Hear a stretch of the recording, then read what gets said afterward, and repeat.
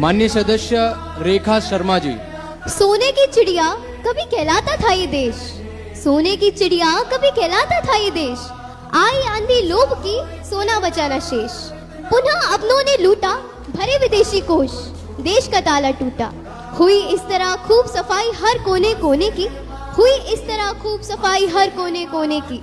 ढूंढ रही अब डाल डाल लुटी चिड़िया सोने की। महोदय, सोने की चिड़िया कहे जाने वाले इस देश ने कुछ दशक ऐसे भी देखे हैं जहां दुनिया ने भारत से कहा है कि भारत कभी विकसित नहीं हो सकता, केवल और केवल विकसित होने का प्रयास कर सकता है।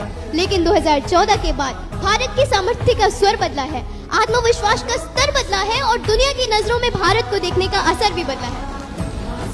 क्योंकि जहां भारत के पास पैरा ओलंपिक्स में 8 मेडल हुआ करते थे, उन्हें 60 बनाने का कार्य हमने इन 12 सालों में किया है।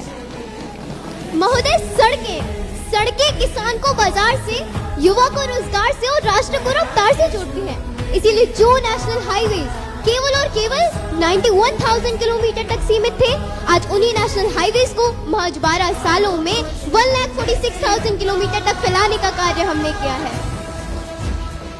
महोदय, जहां भारत के पास 2014 से पहले राफेल खरीदने तक के पैसे नहीं हुआ करते थे, आज उसी भारत के पास राफेल, तेजस, अपाचे, बुलेट प्रूफ जैकेट्स और ब्रह्मोस मिसाइल जैसे सब कुछ है। जहां भारत की नारी को, जहां भारत की महिलाओं, भारत की बेटी को 2014 से पहले केवल और केवल सिलाई मशीन, सहायता राशि और कल्याणकारी योजनाओं तक ही सीमित रखा जाता था, आज वही भारत की बेटी बैंक में खाता धारक है, बाजार में उद्यमी है, हॉस्पिटल में डॉक्टर है और तो और संसद में नीति निर्माण की भागीदारी भी है। महोदय, 2014 से पहले भारत 50,000 करोड़ फोन इंपोर्ट करता था, आज वही भारत 2014 के बाद 250,000 करोड़ फोन्स 5 गुना ज्यादा एक्सपोर्ट भी करता है।